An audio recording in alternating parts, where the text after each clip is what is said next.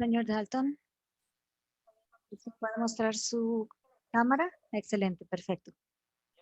Sí, gracias por la presentación y gracias por la oportunidad de estar aquí y para presentar el día de hoy. Las preguntas que las personas acaban de plantear son una gran transición a algunos de los temas que discutiré aquí en términos de funcionalidad del inversor, administración del voltaje en el sistema y una variedad de otros temas. Así que, siguiente, por favor. Comenzando con algunas de las conclusiones clave, teniéndolas en mente. La primera es que las consideraciones de integración de R realmente varían según el tipo de tecnología y veremos algunos de los principales tipos de tecnología y cómo eso afecta a las consideraciones de la integración. En segundo lugar, realmente existe un conjunto estándar de impactos físicos y de control que los modeladores y planificadores de red observan. A veces los umbrales son un poco distintos, pero en términos de fundamentos es bastante similar en todo el país, así que veremos cuáles son algunos de esos impactos y cómo mitigarlos. Luego, también pensando en los sistemas de control, hay una especie de inversores autónomos que controlan la energía reactiva, que intentan administrar el voltaje por sí mismos, y luego están los sistemas centralizados. Parece que el futuro es una especie de combinación de estos controles descentralizados y centralizados cuando pensamos en integrar los DRs y finalmente la interoperabilidad o la capacidad de intercambiar información sin problemas para el monitoreo y el control es realmente una clave para la integración en el futuro. Así que, siguiente, por favor. Eh, ah, Viendo el tipo de tecnologías que se reducen básicamente a dos tipos principales. Tenemos máquinas giratorias por un lado y a veces se les llama generadores sincrónicos, generadores de inducción y físicamente tienen un mecanismo giratorio dentro de estos que utilizan la electromecánica para producir energía. Así que tiene una respuesta acoplada mecánicamente que está relacionada con la velocidad de rotación. Por la naturaleza de estos dispositivos, estas máquinas giratorias tienen una corriente de falla mucho más alta. Entonces, si pensamos en los impactos de protección y una gran cantidad de energía, cuando un árbol cae en la línea, una ardilla o lo que sea que causa una falla, la corriente de falla es bastante más alta que los inversores y esto también tiene una respuesta de corriente de falla muy bien caracterizada basada en la física del dispositivo y pueden sostener islas, en realidad una fuente de voltaje y pueden crear voltaje fundamental en el sistema que pueden energizar las cargas y los inversores pueden seguir este voltaje fundamental. Sin embargo, las máquinas rotativas tienen capacidades de potencia reactiva muy limitadas, especialmente para intentar bajar el voltaje o absorber potencia reactiva, por lo que existen limitaciones basadas en la estabilidad de los dispositivos. Los inversores, por otro lado, están definidos por software y son altamente configurables. Las corrientes de falla son bastante más bajas, por lo que si queremos comparar máquinas rotativas con máquinas inversoras, las máquinas rotativas a menudo pueden tener de 6 a 8 veces más corriente de falla o bastante más alta. Luego, el inversor, dado que son dispositivos definidos por software, la respuesta de la corriente de falla cuando hay un problema en la red varía mucho según el fabricante y cómo se diseñó el dispositivo y los inversores interactivos de la red no pueden sostener una isla o energizar cargas que están desconectadas de la red más amplia. Realmente dependen de ese voltaje fundamental en la red para poder operar y suministrar corriente al sistema. Pero nuevamente son muy flexibles y por esto tienen una amplia gama de estas capacidades de potencia reactiva de las que hablaremos en el contexto del inversor inteligente o funciones avanzadas de este inversor. Siguiente, por favor. Acercándonos un poco más en cuanto al inversor, no entraremos en los detalles de ese diagrama de bloques en la parte superior derecha, pero lo que sí quería transmitir es que se trata en gran parte de sistemas de control definidos por software. Nuevamente, lo que están haciendo a nivel fundamental es crear un voltaje o una forma de onda de corriente, perdón, con pulsos rápidos y eso es lo que está en la parte inferior derecha de la pantalla para que realmente puedan crear esta forma de onda de corriente y o emparejarlo directamente con el voltaje y entonces no habría ninguna potencia reactiva en ese caso o retrasar el avance o retrasar la corriente en términos de voltaje y ahí es realmente cuando hablamos de potencia reactiva en la que vamos a profundizar un poco más, pero es realmente todo lo que está haciendo desde los controles definidos por software de estos dispositivos de corriente es permitir una operación muy flexible en una amplia gama de condiciones que contribuyen al control de voltaje que también se está discutiendo. Acá, siguiente, por favor.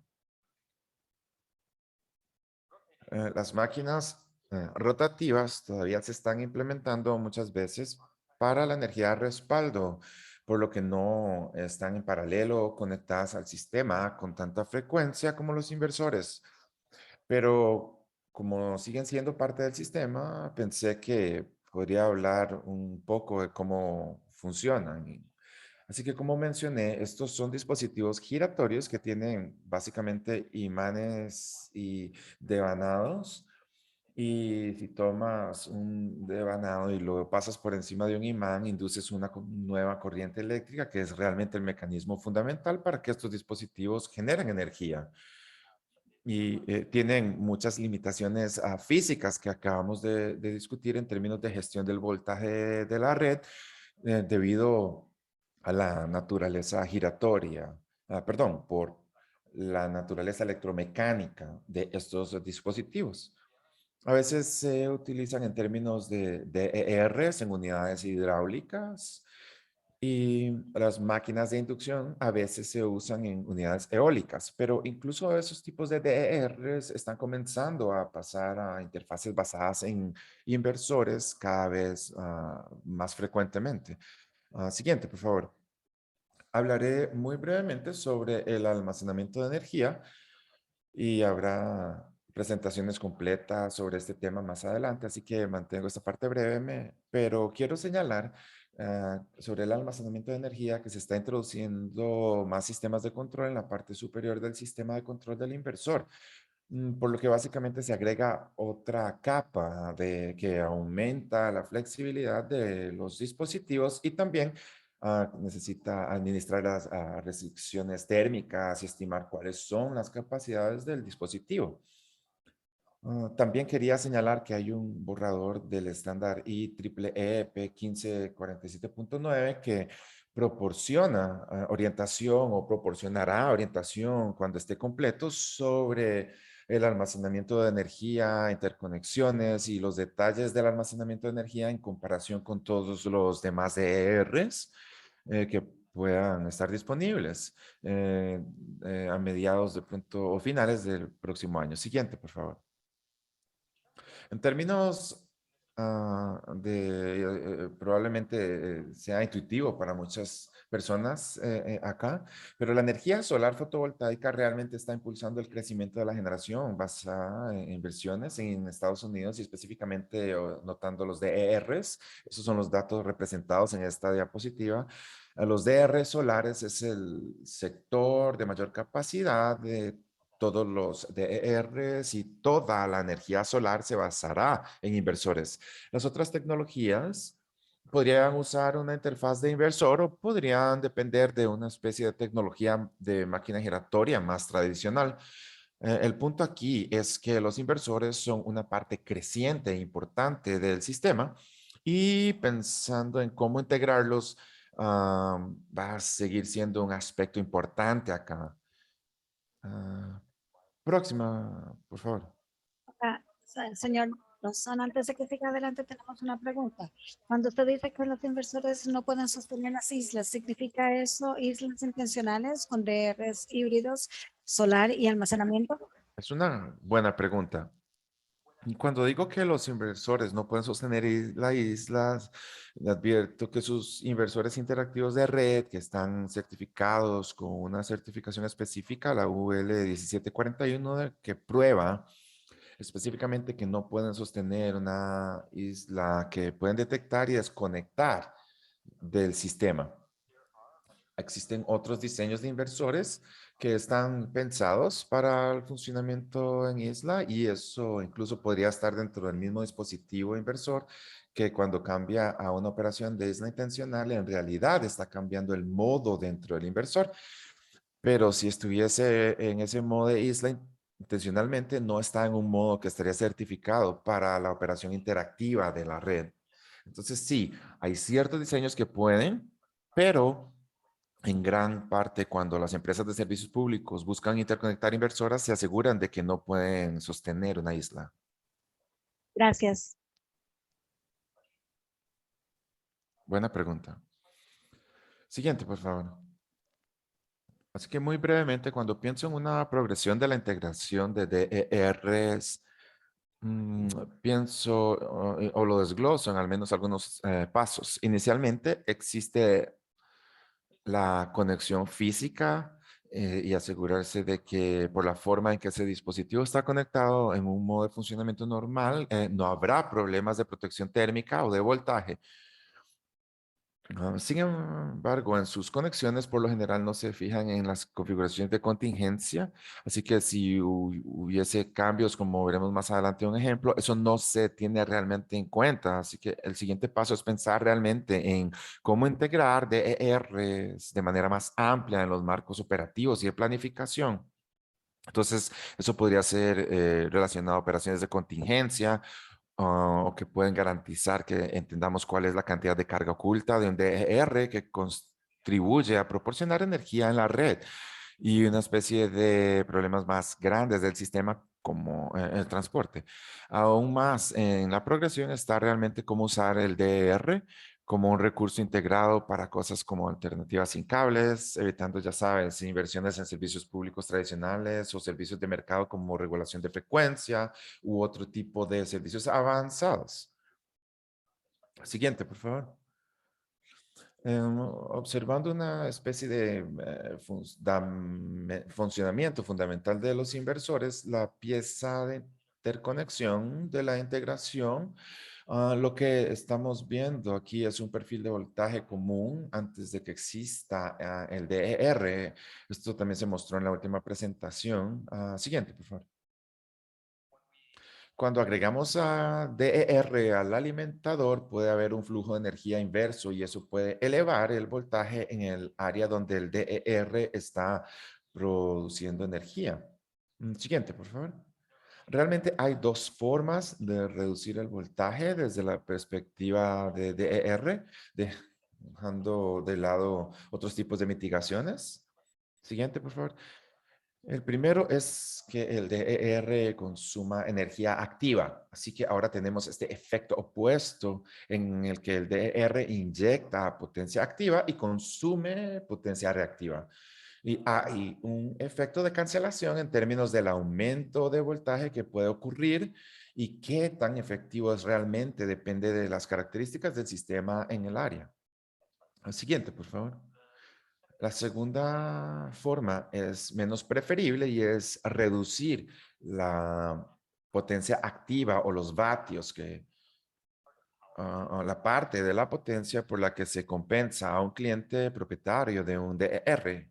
Entonces, eso generalmente se reserva como una opción de respaldo y hablaremos un poco más adelante sobre cómo se pueden apilar estas funciones de energía reactiva y activa, de modo que hay una respuesta primaria relacionada con la potencia reactiva que no afecta a la salida del dispositivo si está diseñado correctamente. Y luego, como una opción de respaldo, una especie de reducción de la energía a tiempo real. Siguiente, por favor. Pensando en el tipo de necesidades operativas y de la planificación que surgen de la situación, al menos en el lado operativo, es muy importante. Y lo que estamos viendo en la pantalla es un ejemplo de dos subestaciones que están conectadas entre sí a través de interruptores térmicamente abiertos. Esas son las cajas blancas abiertas. Y como podemos ver, hay DERs en los alimentadores de la subestación azul y uno de la subestación roja. Pero si fuese necesario desenergizar esa subestación azul para el mantenimiento, o si hay algún tipo de problema, un transformador que falla. Siguiente, por favor. El sistema podría reconfigurarse, por lo que mientras que esa gran unidad fotovoltaica que estaba cerca de la subestación azul, puede que no haya tenido un efecto en el voltaje solo por su ubicación. Ahora, esa energía inversa va a un alimentador distinto y podría estar bastante lejos de la subestación en función de cómo se reconfigura.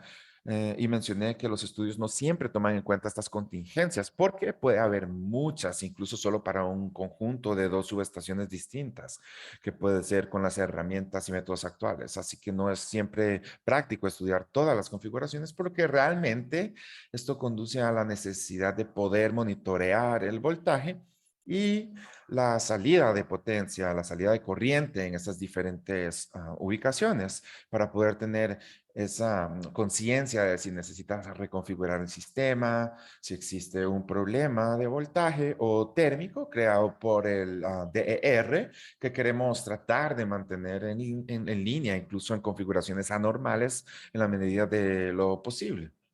Pero las herramientas todavía están evolucionando para poder hacer esto bien. Los ADMS es una de las soluciones más grandes que existen. Próxima, siguiente, por favor. Y lo que los ADMS pueden facilitar es el monitoreo directo de los dispositivos de medición o el DER en sí, pero también pueden realizar estimaciones para los DER que no están monitoreándose. Pensando en todas las unidades de techo, que podrían ser numerosas y no muy prácticas para monitorear cada una de ellas, am, podríamos tener un estimado hoy en día de lo que tienen esos sistemas y eso sí es importante de considerar en los sistemas ADMS que pueden facilitar ese tipo de conciencia situacional. El siguiente, por favor. Y creo que antes de que entremos a la siguiente sección, vamos a hacer una encuesta con la audiencia. Tenemos una muy buena encuesta para que estén un poco más informados de cómo está la audiencia. Voy a poner eso ahorita.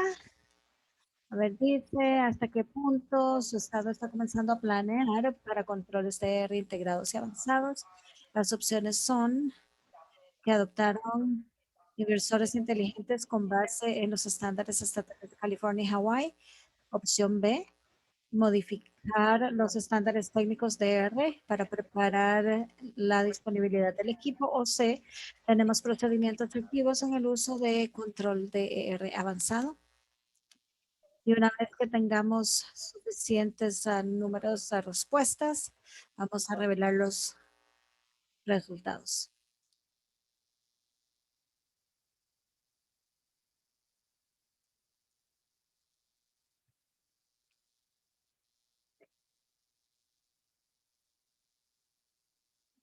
Bueno, creo que sí, está cerrando la encuesta. La mayoría de las personas dijeron C.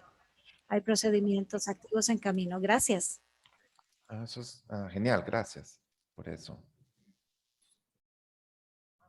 Muy bien, pasando a las capacidades de control estándar que ayudarán a facilitar la integración de DER y por estándar me refiero a que se basan en la revisión del IEEE 1547 de 2018 que dará como resultado la disponibilidad del equipo. La mayoría espera algún ah, tiempo a principios del 2022. Hay 5 funciones distintas que dependen de dos mecanismos básicos que discutimos hace unas diapositivas para controlar la potencia activa o ajustar la potencia reactiva. Así que vamos a acercarnos a un par de estos y ahondar en ellos, en la función volt-var y la función volt-watt, que ofrecen muchas funciones independientes, pero también como funciones acopladas. Se puede acoplar uno de la categoría azul con la categoría roja, pero todo en el control azul de voltaje y potencia reactiva son mutuamente excluyentes. Así que primero ahondemos en el volt var en la siguiente diapositiva. Lo que estamos viendo en la pantalla es la curva característica de la función de volt var.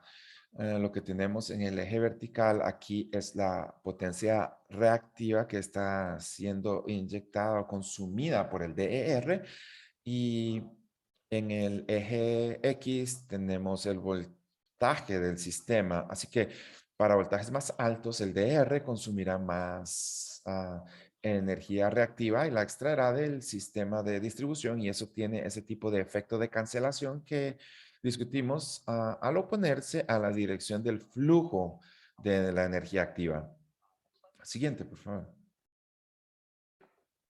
Y mirando un ejemplo de cómo esto funcionaría dinámicamente con el tiempo, mostraremos una breve animación acá, pero nos orientaré sobre cuáles son estos diferentes gráficos antes de presionar continuar.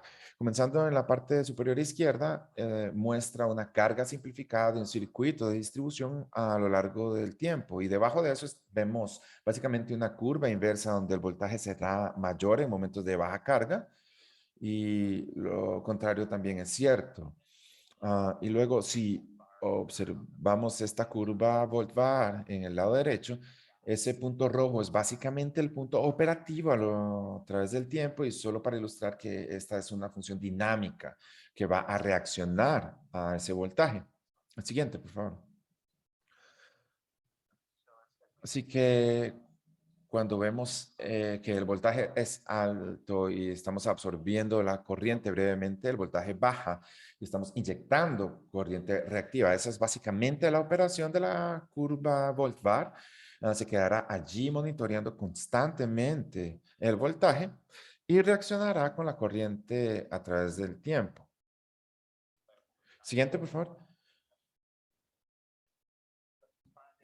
Así que responde con un tiempo de respuesta de 5 segundos, por lo que no es exactamente rápido, pero ayudará a administrar el voltaje, al menos localmente. La siguiente función es el voltvatio, y nuevamente estamos viendo acá la curva característica donde para voltajes normales tenemos potencia activa en el eje Y. El DER simplemente va a estar operando a su máxima potencia nominal, pero si el voltaje excede algún umbral V1, en este caso, la potencia comienza a ajustarse hacia abajo para tratar de ayudar a manejar o gestionar esto localmente.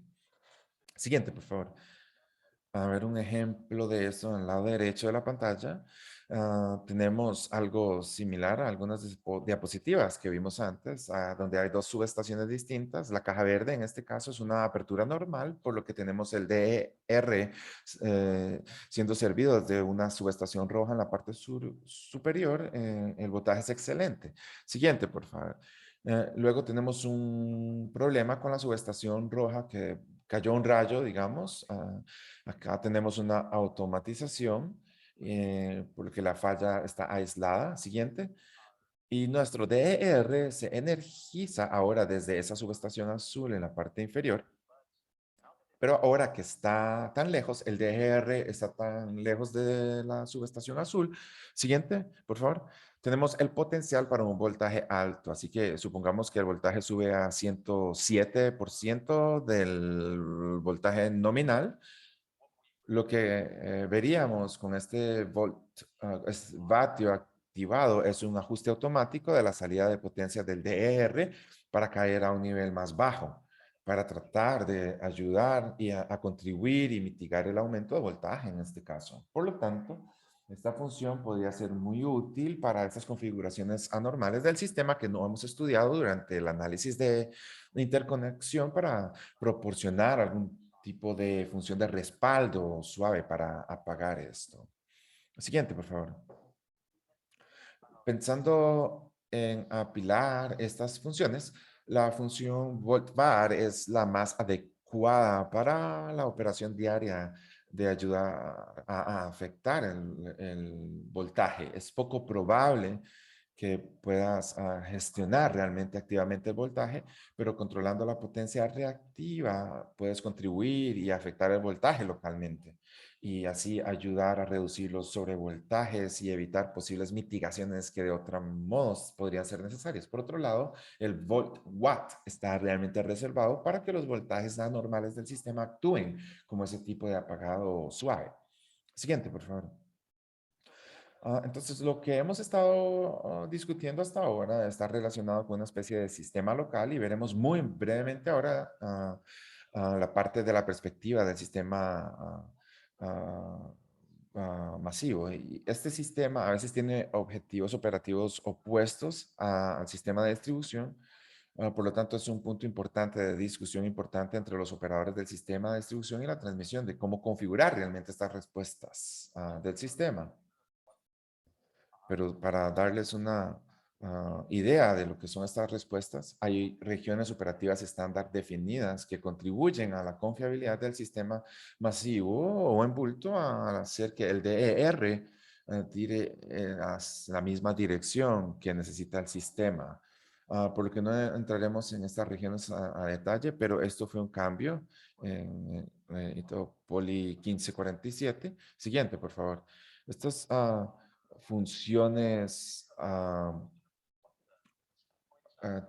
tienen un proceso en cuanto a cuáles son los puntos de ajuste y MISO realmente hizo un ejercicio en cuanto al proceso para desarrollar una guía sobre dónde estos ajustes de disparo de voltaje deben modificarse para colocarse y esto ha sido común en otros esfuerzos ISO y RTO como pueden ver en la esquina inferior derecha no, para modificar estos puntos bajos de voltaje, pero es interesante que los valores predeterminados no se estén aceptando realmente por el bajo voltaje.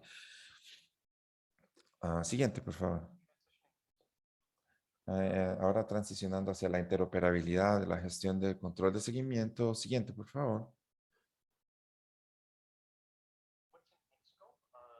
Lo que hace este estándar IEEE 1547 es que define realmente esta interfaz entre el DR y el sistema. Todo lo que está en rango acá está fuera de ese alcance, lo que se ve acá arriba. Lo que está pasando al alcance en este sistema es definir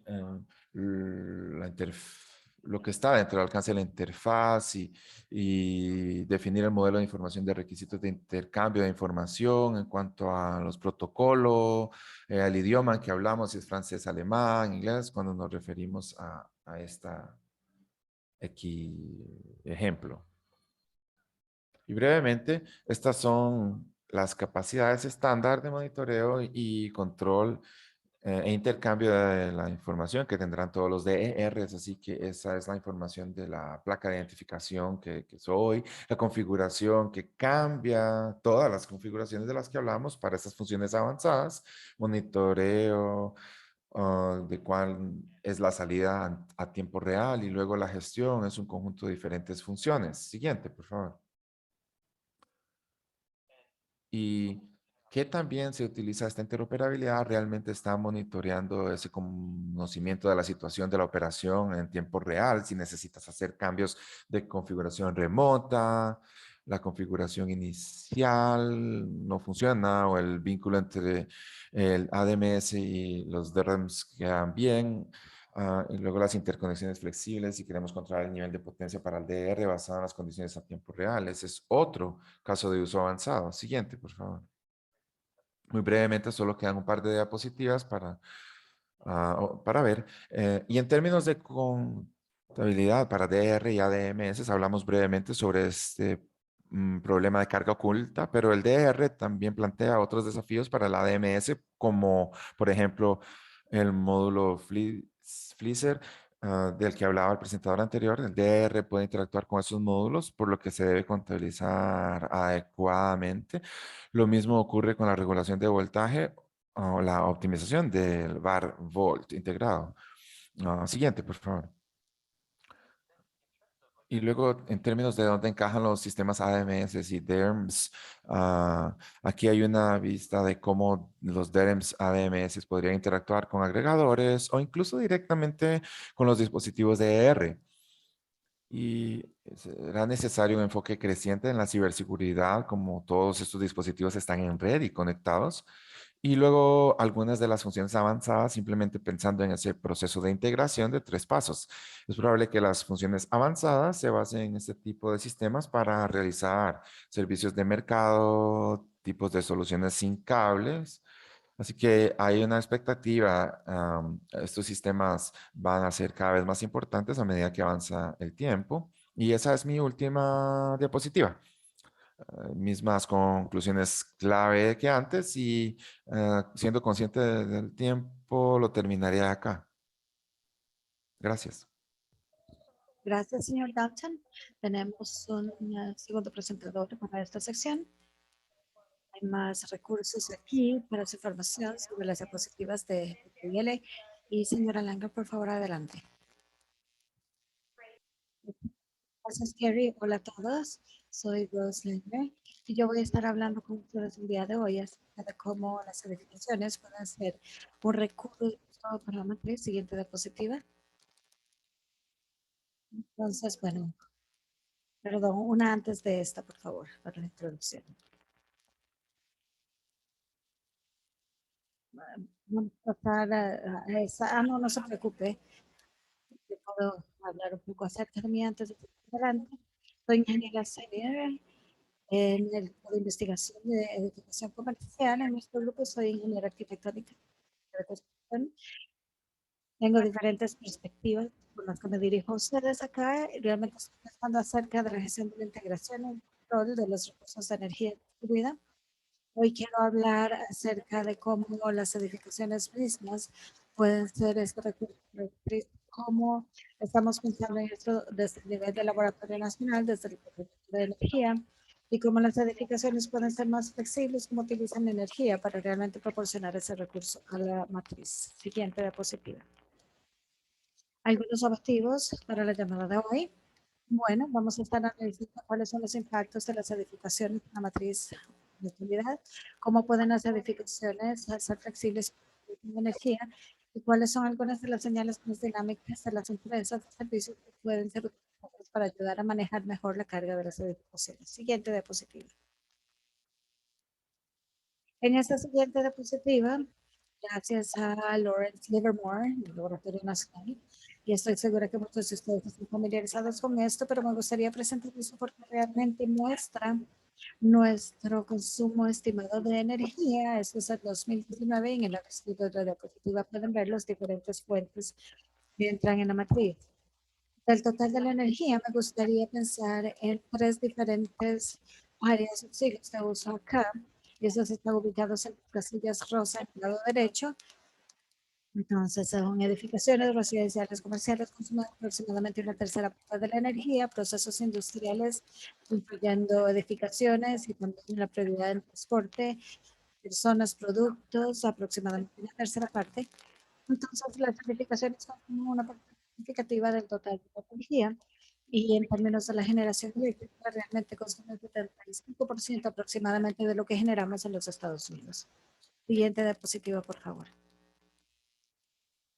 Esta diapositiva simplemente es para mostrar cómo las edificaciones consumen energía y cómo el cambio con los años desde 1970 hemos visto más de 35% de aumento en el consumo de energía residencial y más de 72% en el lado comercial también.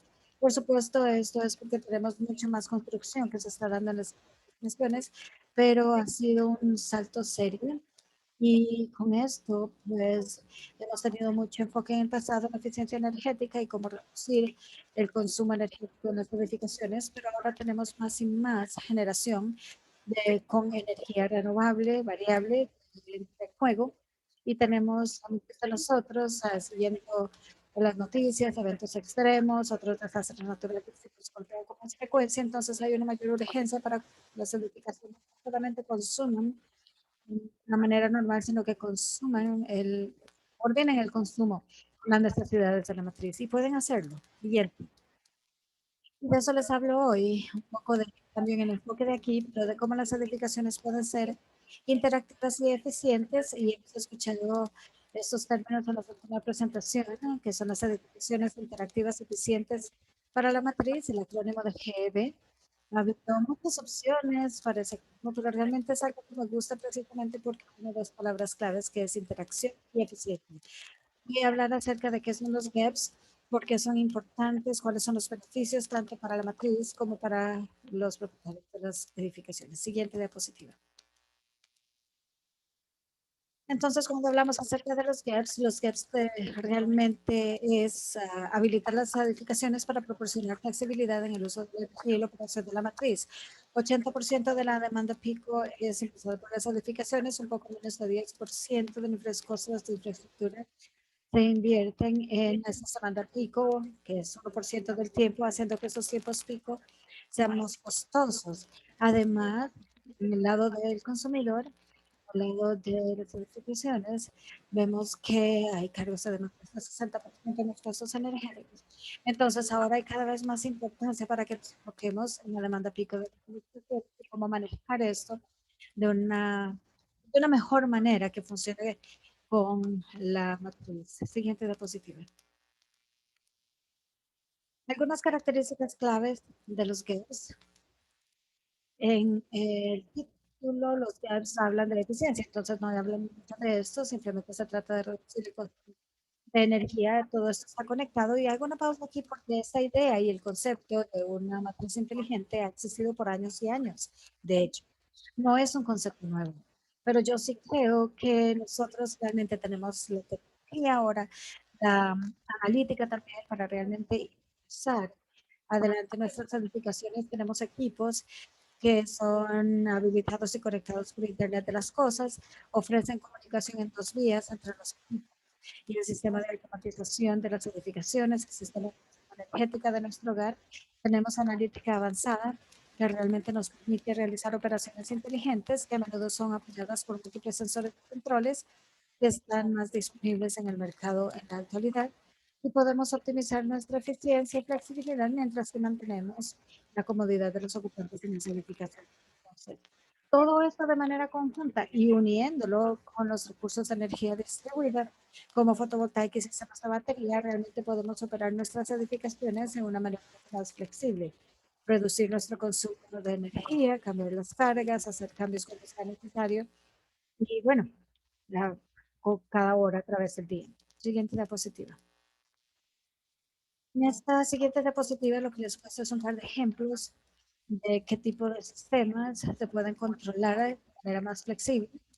Y la mayoría de los sistemas en las edificaciones, representados aquí en edificios comerciales en este caso, les voy a dar más detalle también en las próximas diapositivas, pero los sistemas HVAC brindan una gran oportunidad para definir o hacer operaciones en etapas para los equipos, calentadores de resistencia eléctrica que no están operando todos al mismo tiempo. O bien establecer diferentes set points o enfriamiento de la edificación para poder salirse de las horas pico. Y también tenemos la capacidad de trabajar con nuestros sistemas de iluminación para apagar las luces, reducir la carga de la iluminación, bajar un poco las luces para que no sea notable para los ocupantes. También podemos depender del tipo operado por batería, conectar ese equipo de batería como computadoras, a la portátiles, incluso la carga de vehículos eléctricos. Podemos utilizar esas baterías en nuestra ventaja y podemos cambiar cargas durante diferentes horas del día o hacer cambios para la carga durante otro periodo de tiempo cuando sea más apropiado.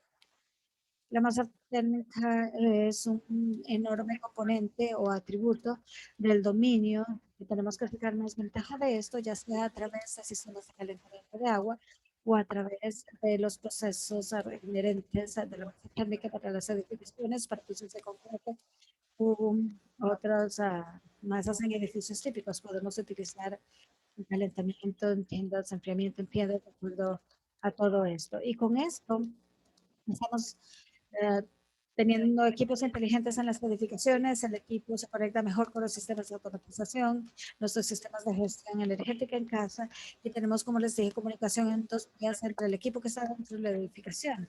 Pero también tenemos la capacidad con otros protocolos de comunicación, como la VR abierta, donde podemos comunicarnos con la edificación a la matriz y recibir señales de la matriz en términos de cuánto reducir el consumo energético en el edificio natural. Siguiente diapositiva. Entonces, hay 4 modos de flexibilidad que realmente resaltamos aquí. El primero es eficiencia energética, por supuesto, se trata de reducir el perfil de carga de la edificación. El intercambio de carga, que es precisamente donde estamos más interesados cuando hablamos acerca de los GAPs, de los cambios de modulación. Este cambio de carga es reducir nuestra carga pico por periodos cortos de tiempo a lo largo del día, un par de horas tal vez. Esto puede cambiar semanalmente o dependiendo del día de la semana y puede tener impactos estacionales también. Cambio de carga o intercambio de cargas de manera similar. Puede ser el momento del día donde se cambian las cargas y un gran ejemplo de esto es el preenfriamiento de la edificación. Entonces, tenemos operando los enfriadores del edificio durante las bajo pico en la noche para preenfriarlo y durante el día el edificio no está operando los enfriadores en situaciones tan altas. Entonces, ese cambio en esas horas pico es muy importante y la modulación es aumentar o disminuir levemente lo que es la energía de la edificación un segundo nivel y esto proporciona realmente este balance de carga en el matriz conforme las diferentes cargas llegan a la matriz, salen de la matriz de manera que se pueda responder y proporcionar la modulación de la luz de acuerdo a cómo podemos hacerlo nosotros y nos ayuda a poder compensar todo. Siguiente diapositiva. Entonces, cuando combinamos todo esto, y de nuevo, estas diapositivas están representando los perfiles más bajos de las edificaciones, la eficiencia cuando estamos con el lado de la generación renovable como fotovoltaica. A menudo nos vemos saturados en lo que nos llamamos la dark curve o la curva dark con caídas drásticas en el consumo energético y aumentos drásticos también en el consumo energético, a lo que tiene que adaptarse la matriz. Entonces, nosotros podemos ser más inteligentes en cómo las edificaciones utilizan la energía y podemos ser más flexibles en eso. Realmente nosotros podemos aplanar esa curva para no ver esos picos y colapsos tan drásticos en el consumo de la energía a manera agregada y podemos agregar esto para tener cargas más predecibles que puede acomodar la matriz, especialmente porque vamos a tener más y más energía renovable y variable en línea. Siguiente diapositiva. Por supuesto, y creo que usted tiene encuestas después de esta diapositiva. Después de esta diapositiva, muy bien, excelente. Entonces, los beneficios potenciales, hay varios ahí. Yo me voy a enfocar solamente en algunos de ellos, pero realmente en el lado de la matriz, si nosotros podemos ser más flexibles con nuestra energía, nos proporciona una mayor confiabilidad, mayor resiliencia a la infraestructura eléctrica, reduce la congestión de la matriz. Estamos buscando beneficios ambientales que podemos utilizar la energía durante las partes más limpias del día para que realmente podamos reducir las emisiones de gases de efecto invernadero. O podemos utilizar la energía cuando esos gases, esas emisiones de efecto invernadero son menores. En el lado del propietario de las edificaciones, creo que realmente es el lado de asequibilidad energética, a donde nosotros podemos enfocarnos realmente en la demanda pico y en la gestión de esa demanda pico para reducir esos cargos en demanda en horas pico.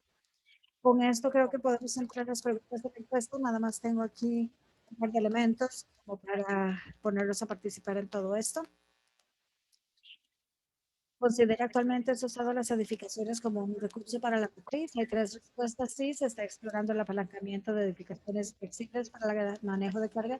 No estoy seguro, pero sí estamos emocionados de explorar nuevas oportunidades y no, las cargas flexibles no mejoran las edificaciones para las necesidades operativas.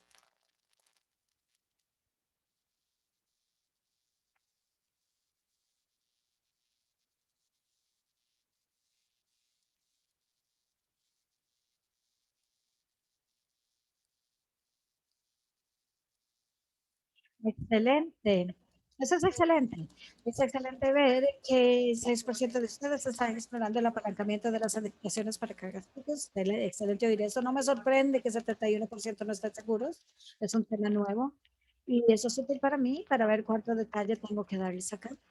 También es interesante ver que 23% tuvieron una respuesta de no acá.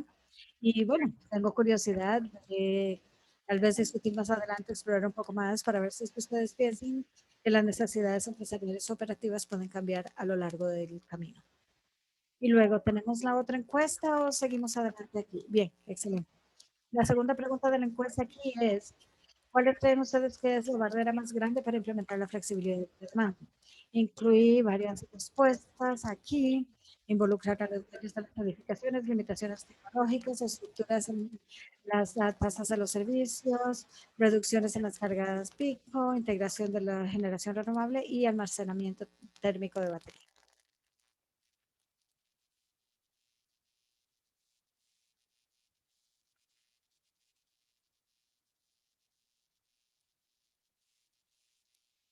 Excelente. Las estructuras tarifarias para incentivar reducciones en la carga pico tiene 57%, participación de dueños de edificaciones 26%, integración de generación renovable y almacenamiento térmico. Sí, eso lo veo. Y nadie eligió limitaciones tecnológicas, entonces creo que eso regresa a mi punto de que estamos listos para movernos hacia adelante desde la perspectiva tecnológica, pero hay muchos otros obstáculos que realmente tenemos que abordar para que pueda ocurrir. Así es que gracias por esas respuestas. Muy bien, gracias. Y la siguiente diapositiva. Entonces, sí quiero señalar, como mencioné, que estamos avanzados en la tecnología, pero sí quiero hablar sobre unas de estas piezas inherentes de equipo para la edificación y usos finales que se pueden controlar de manera más flexible. También en el lado residencial, nosotros todos vivimos en una casa, así que tenemos un personal como esto acá, pero llevarlos a través de lo que son termostatos inteligentes y cómo se pueden apalancar para modificar la temperatura, para precalentar, para enfriar durante las horas fuera de hora pico. Eh, dispositivos o electrodomésticos inteligentes para cambiar operación. También iluminación eléctrica, por supuesto, que se puede apagar o se puede reducir, calentamiento de agua, enfriamiento, calentamiento, cargas asociadas con el calentamiento y enfriamiento de las viviendas y también del agua. Y por supuesto también vehículos eléctricos y cargadores. Mucha de la investigación que se está dando ahora es investigar para poder optimizar la carga de los vehículos eléctricos y cuándo son las mejores horas para hacerlo y coordinar eso con la matriz dependiendo del tipo de edificaciones y de las operaciones. Por supuesto que las baterías y la fotovoltaica solar contribuyen a la flexibilidad de la carga también. Y en la siguiente diapositiva también nos en el lado comercial es similar en que, el sentido de que podemos controlar la iluminación, disminuirla para cambiar esa capacidad, cambiar esa capacidad ahí utilizando también dispositivos de sombra para las ventanas automáticas HVAC. Hay varias diferentes estrategias que nosotros podemos utilizar, como por ejemplo conectar el almacenamiento de energía y luego utilizar los equipos en etapas como los abanicos y otros electrodomésticos, pero todos están operando al mismo tiempo. Si pensamos en un edificio que tiene calentamientos por resistencia eléctrica, por ejemplo, tal vez podemos correr 20 o una tercera parte de esos calentadores a veces es por 20 minutos durante una hora y luego cambiar al otro tercio, luego cambiar al otro tercio y eso reduce drásticamente la carga energética de la instalación. De nuevo, podemos apalancar el equipo que tiene baterías para cambiar la carga, para cambiar la carga de los equipos a mejores horas del día y cómo integramos mejor el fotovoltaico solar y el almacenamiento en baterías para realmente optimizar el desempeño tanto para la edificación como para la empresa de servicios. Siguiente diapositiva. Entonces, el resumen aquí, realmente podemos apalancar los equipos existentes en la edificación. Algunas de esas tecnologías pueden o no ser inteligentes, se pueden hacer controles manuales, o puede tener tecnologías que puedan comunicarse con una plataforma de control inteligente o un sistema de automatización de las edificaciones. Esas tecnologías, de hecho, pueden ofrecer comunicación en una o dos vías con la matriz y creo que estamos moviéndonos hacia ese tipo de tecnologías en el mercado. También nosotros podemos pasar lo que es equipo visual, podemos crear soluciones de software. Hay muchas en este momento que pueden optimizar el uso del sistema también. La flexibilidad también nos puede ayudar para responder a la demanda específica de diferentes eventos para poder compartir con el dueño de la continuamente se puede manejar la demanda como propietarios individuales y proporcionar también incentivos financieros también para los dueños de términos de carga de demanda y energía en general. Realmente operamos y modelamos las edificaciones de una manera muy estática hasta ahora. Y ahora realmente necesitamos pensar en cómo es que podemos pensar en señales más dinámicas que puedan ser apalancadas para optimizar el consumo energético de las edificaciones. Con esas señales dinámicas, por supuesto, tenemos que incluir las tasas o las tarifas o si están disponibles también tener incentivos relacionados con emisión de carbono o señales de clima, señales de producción dentro de la educación. De nuevo, estamos moviéndonos ante todo esto. Tenemos la capacidad de tener analítica para poder pensar en estas señales dinámicas de una manera más crítica y controlar de una manera más optimizada. Siguiente diapositiva. Quiero compartir un poco acerca de cómo los laboratorios nacionales están pensando acerca de cómo caracterizar estas tecnologías y soluciones. Y esto tiene que ver con la ciencia en las edificaciones. Creo que es importante ver cómo estamos pensando acerca de esto y cómo podríamos relacionarlo con a escala de una mayor matriz también. Pero la forma en la que pensamos en eso es que esas tecnologías tienen la capacidad de flexibilidad. Esas tecnologías ofrecen esa capacidad de funcionalidad y cuáles son los usuarios finales a los que nos estamos orientando, qué tipos de modelos de seguridad son soportados. Aquellos importantes son protocolos de comunicación que se utilizan para comunicarse entre diferentes dispositivos en la edificación y también con empresas de servicios. Más relevante creo también desde el lado de las empresas es el tiempo de respuesta que puede tener una edificación para eventos de respuesta de demanda y cómo el edificio puede bajar o subir rápidamente las señales para llegar al nivel de respuesta. Y estamos comenzando realmente a probar esto y hablar acerca de algunos estudios que nosotros tenemos en proceso. Patrick también mencionó la ciberseguridad. Esto siempre es una gran pregunta en mi mente cuando comenzamos a implementar esas tecnologías inteligentes conectadas en nuestros edificios. Siguiente diapositiva.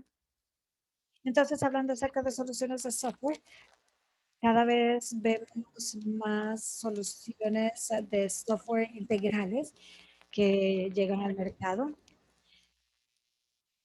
Jerry, no estoy segura si me escuchó, pero creo que podemos avanzar una diapositiva. Estas soluciones de software se conectan con los sistemas de automatización de las edificaciones o los sistemas de gestión energética de la vivienda.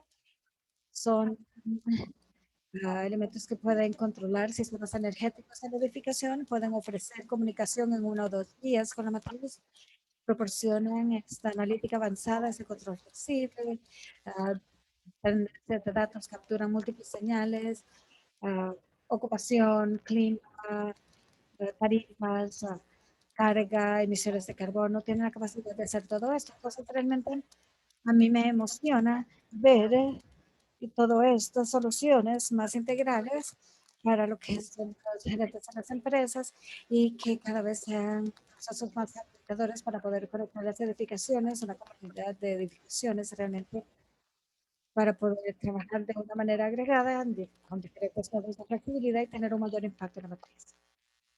Siguiente. Entonces, el objetivo final de todo esto es que estamos buscando un desempeño flexible, optimizado.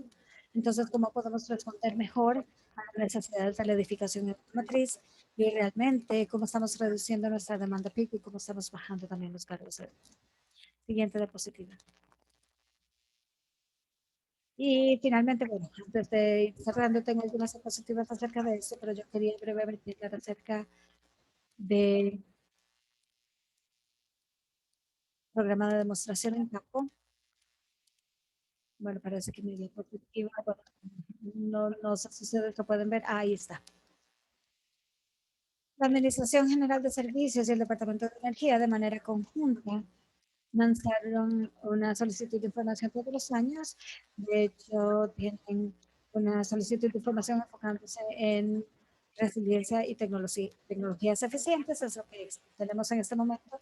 Nosotros lo llamamos GSAs y realmente tenemos que ir analizando esto. El año pasado se enfocó en las soluciones que, de las que nosotros hablamos, y en soluciones de software más integrales que permitan modos de flexibilidad múltiple y que integren múltiples sistemas de edificaciones más allá de la integración y la iluminación, y para poder manejar dinámicamente y coordinar dinámicamente las cargas. Siguiente diapositiva. Entonces, de esta solicitud de información que se lanzó, seleccionamos 5 soluciones GED, las soluciones de software que vamos a estar mostrando en edificaciones reales. 4 de los laboratorios nacionales van a trabajar con medición y edificación, incluyendo NREL, Lawrence Berkeley, el Laboratorio Nacional del Noroeste y Oak Ridge, y también a nivel federal y en instituciones federales y no federales. Siguiente diapositiva. Y como esto es en realidad complejo, son soluciones altamente complejas, realmente estamos tratando de comprender cuál es la capacidad de estas soluciones para habilitar la eficiencia y la flexibilidad de carga continuamente y en respuesta a DR y cuáles son los costos y las soluciones, si satisfacen las necesidades de los dueños de las edificaciones, si proporcionan beneficios utilitarios, si es fácil de integrar. Entonces vamos a estar trabajando con las empresas de servicios públicos en estos proyectos también, todo lo que sea posible, y las empresas están muy interesadas en participar en el proyecto. Y en este momento realmente estoy muy emocionada por estas demostraciones de campo, realmente son las primeras demostraciones de campo que estamos analizando en flexibilidad de carga y cómo estas soluciones de software realmente se pueden desempeñar en edificaciones reales. Así es que se necesita paciencia para llegar a esto. Y mi último punto aquí es que, bueno, hemos reconocido en el nuevo campo de flexibilidad de carga que es muy importante coordinar nuestro lenguaje, nuestras métricas y nuestros enfoques para medir y verificar la flexibilidad de carga. Y esto, de nuevo, es algo complejo. Hay diferentes tipos de edificaciones, hay diferentes usos, tenemos diferentes equipos, estamos analizando diferentes modos de flexibilidad de carga, pero realmente estamos unidos como en el Laboratorio Nacional, en GTA, en el Berkeley, que particularmente ha desarrollado métricas alrededor de cómo cuantificar la flexibilidad de demanda y de carga, y en REL también, igual que otros laboratorios nacionales. Y realmente estas son algunas de las métricas que vamos a estar viendo a un nivel mayor para ver cómo podemos comparar de mejor manera estas soluciones en las demostraciones de campo y compartir el potencial que tenemos en esos escenarios que son únicos de manera significativa. Excelente. Y la última diapositiva aquí. Nada más quiero señalarles algunos recursos para más información. Aquí nosotros tenemos lo que llamamos los GEP. Este es un repositorio de todas las series de informes públicas, series enfocadas en trabajos relacionados con GEP en los laboratorios nacionales y otros expertos en el campo que han realizado. Eso es un gran recurso para ver qué es lo que ha hecho en términos del espacio de GEPS. El segundo punto que tenemos ahí es el equipo de integración de mejores edificaciones con renovables. Y realmente se enfoca en la integración estratégica de las renovables en las edificaciones, pero se ha cambiado también a flexibilidad de carga, flexibilidad de demanda en nuestro equipo. Entonces, si están interesados en unirse a llamando a este equipo, me contactan para hablar acerca de esto o van a nuestro website para aprender más. Y esta última es una publicación reciente del Laboratorio Nacional Lawrence Berkeley sobre evaluaciones de desempeño de GAPS. Son los tres. Y bueno, con esto me gustaría agradecerles a todos por escucharme hoy y deseosa para escuchar sus preguntas.